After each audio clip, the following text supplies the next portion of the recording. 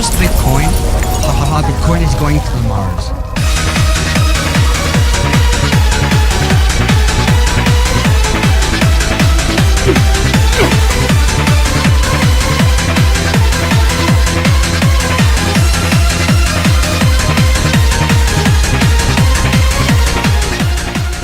Bonjour à tous, c'est CryptoShare. Aujourd'hui, nouvelle vidéo extrêmement pressante parce que là, ça sent très mauvais sur Bitcoin et je vais vous expliquer pourquoi. Bon, c'est très rare que je fasse des vidéos sur la chaîne, vous le savez très bien, donc si je fais une vidéo là, faut bien l'écouter très attentivement parce que là, ça va être très compliqué. Pas très compliqué dans l'explication, mais très compliqué pour les prochains jours, prochains mois en tout cas. Bon, on va commencer graphiquement et je vais vous expliquer petit à petit. Premièrement, vous voyez, donc là, c'est le graphique du Bitcoin au long terme. On a tout simplement un M-top. Donc un M-top, c'est un double top et généralement, c'est très mauvais sur les marchés. Ça veut dire qu'on va chercher plus bas. Hein.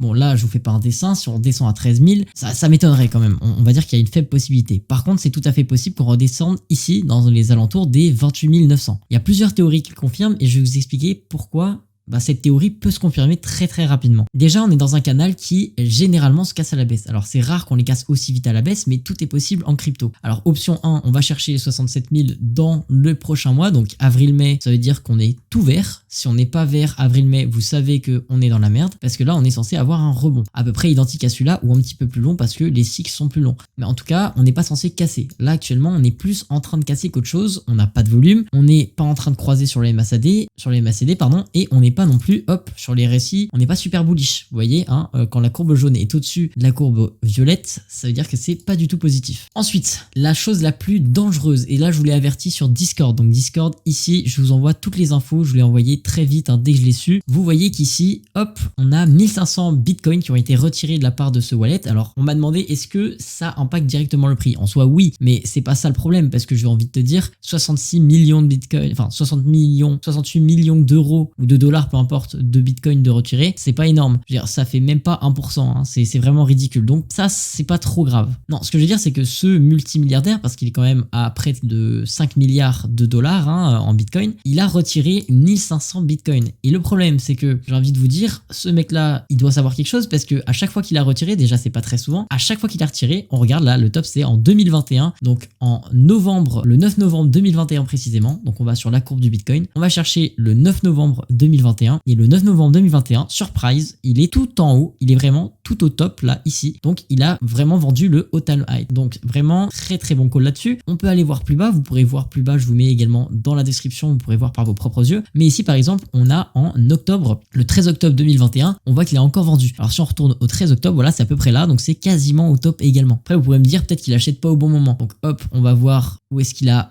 balancé pas mal de thunes. Donc j'en avais un 3000 ici, vous voyez, hop, où est-ce qu'il l'a mis ce 3000? Donc là c'était le 9 juin, janvier, février, mars, avril, mai, juin, c'est ça, le 9 juin 2021. Donc le 9 juin 2021, où est-ce qu'on était? Tac, tac, tac, tac, tac, 9 juin, on était, hop, ici, hop, dans un dip. Donc on était ici, c'est-à-dire qu'il a acheté ici et il a vendu ici. C'est assez énorme. Donc je vais pas vous montrer toutes les autres stats, vous pourrez les voir par vous-même en description. Là, un petit peu flemme de passer une heure là-dessus. En tout cas, lui, il croit que ça va se casser à la baisse. Pour l'instant, c'est ce qu'il nous montre. Il a pas rechargé depuis longtemps, il vend. Donc si dans les prochains jours, donc la semaine qui arrive, on a encore une vente de cette baleine, ça veut dire que pour lui, c'est confirmé. Donc pour nous, ça risque d'être confirmé aussi qu'il va y avoir une baisse. Donc lui, c'est du long terme, hein, c'est ça qui est bien, c'est qu'on a le temps un petit peu de revenir sur nos pattes si toutefois il vend. Par contre, ce qui est dangereux, c'est si toutefois là, il recharge. S'il recharge, ça veut dire que là, il est dans l'incertitude et ça veut dire que moi aussi, je suis dans l'incertitude parce que je sais pas quoi faire. Est-ce que je vends? Est-ce que j'achète? Donc, dans cette situation-là, il faut toujours retirer ses leviers. Donc, retirez vos leviers. Au meilleur des cas, pour l'instant, lui, il vous dit qu'il faudrait plutôt short. Donc, short le marché, c'est parier à la baisse en quelque sorte. Bon, là, il n'y a pas de confirmation. Vous savez que je ne trade pas sans confirmation. Ici, autre signal bearish, le Crypto Fear and Greed. Donc là, ce qui est inquiétant, c'est que vous voyez que là, pour l'instant, j'ai envie de vous dire, oui, c'est dans l'extrême fear, donc ça veut dire que c'est positif, c'est des bons endroits pour acheter. Non, pas du tout. Ce qu'il faut regarder, c'est les émotions. Les émotions, qu'est-ce qui se passe? C'est que là, on a un prix qui est super bas, on fait des dips, et dès qu'on a un tout petit peu de vert, donc là, on a eu 5%, hop, on remonte d'un coup de quasiment 30 points de Crypto Fear and Greed. Ce qui montre en fait qu'on est carrément dans l'espoir de quelque chose qui n'arrivera pas. Et dès qu'on a une petite baisse, hop, d'un coup, bam, on repère ces 20 points. Donc là, c'est 30 points. Là, ce qui est inquiétant, c'est qu'on voit qu'en fait, les gens sont en craquage en fait émotionnel et du coup, c'est pas du tout intéressant de trade à ces moments-là.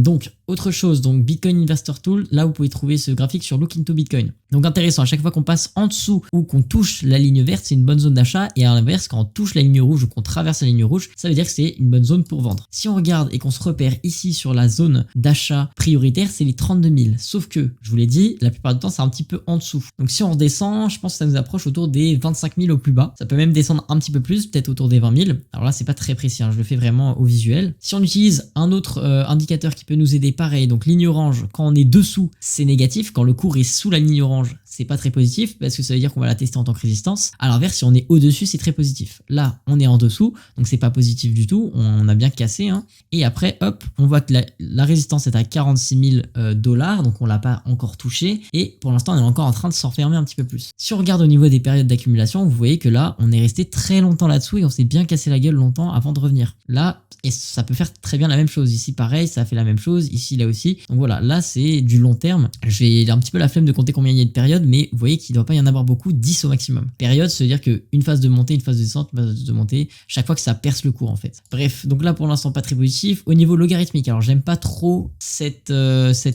étude logarithmique parce que je considère que c'est un petit peu trop un petit peu trop approximatif, mais c'est pas grave. On va quand même l'étudier parce que c'est intéressant pour trouver des supports psychologiques. Là, le support psychologique est à 28 000, 29 000, donc ça coordonne parfaitement avec ce qu'on a dit ici. Comme quoi on pourrait retomber ici, 28 000, 29 000. Donc pour l'instant, ça coordonne plutôt pas mal. On a un support au niveau des 37 000, un autre support au niveau des 33 000, et après voilà, le dernier support, il est là. Donc espérons qu'on ira atteindre ce dernier support au plus vite. Comme ça, on pourra se relancer au plus vite. Maintenant, j'ai l'impression que ça va être plutôt lent comme phase. On n'a pas de volume, on n'a rien. Même à la baisse, on n'a pas beaucoup de volume, donc c'est pas très intéressant. Là, niveau du Golden Ratio Multiplier, donc hop, tous les calculs sont ici. Je sais pas du tout à quoi ça correspond. Enfin, si, hein, je sais que c'est la moyenne mobile sur 350 jours. Ça veut dire que c'est long terme, mais après le calcul en lui-même, je sais pas. Bref, tout ça pour dire qu'on s'est heurté pas mal de fois la résistance ici, au niveau des 47 000. Elle est toujours à 47 000 la résistance, et pour l'instant, vous voyez qu'on est encore bien dessous. Là, on est bien en train de préciser qu'on se casse la gueule. Hein. Ça veut dire, est-ce que je me casse la gueule? Oui, je me casse la gueule. Ok. Est-ce que je peux refaire un test? Est-ce que je me casse la gueule? Oui, je me recasse la gueule. C'est exactement ce qui a été fait là, vous voyez. Est-ce que je me casse la gueule? Oui. Est-ce que je me casse la gueule? Oui. Allez, un mini retest? Non, j'ai même plus de souffle pour y aller. Hop, et on se casse la gueule. Et je pourrais vous donner d'autres exemples encore comme ça. Hein. Ici, exactement la même chose. Hop, on se casse la gueule. Pam, est-ce que je me casse la gueule? Hop, je me casse la gueule une deuxième fois ici. Enfin bref, vous voyez que à chaque fois ça le fait. Un dernier exemple pour être sûr que vous avez bien compris, hein, même si c'est chiant de le répéter. Je sais pas si je l'ai montré ici, mais il y a ici aussi. Et puis il y a ici. Tac. Ici, hop, on teste, on se rejette, on reteste, on se rejette, et après enfin on perce. Donc tant qu'on n'a pas percé, pas très intéressant, il faut une vérification avant toute chose, et là c'est pas du tout vérifié. Donc, conclusion de cette vidéo, on a eu un aspect extrêmement bearish. Évidemment, c'est pas du tout sûr à 100% que ce sera bearish. Hein.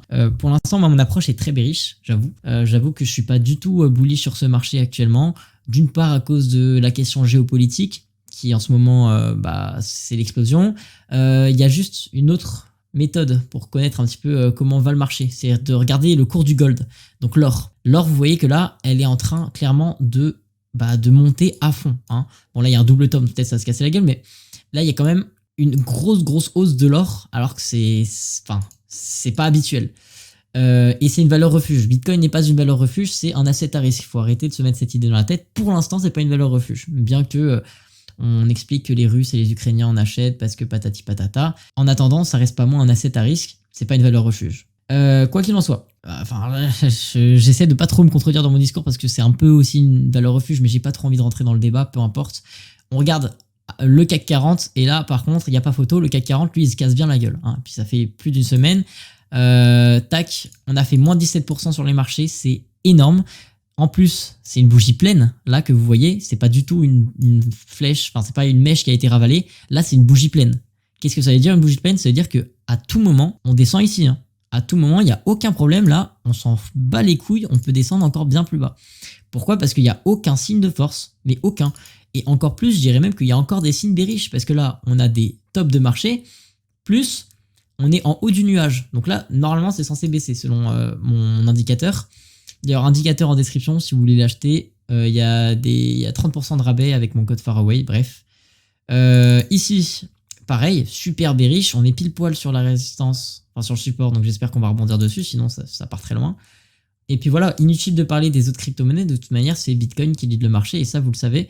Au niveau de ce que j'ai pris, moi, tac, donc je vous montre, parce que je recharge quand même, hein, mine de rien, malgré que je sais que ça puisse être un petit peu bizarre. Hop, ici, donc j'ai rechargé, voilà, vous voyez, hop, grosse zone de recharge ici. Pourquoi? Parce qu'on est sur le stop loss numéro 1.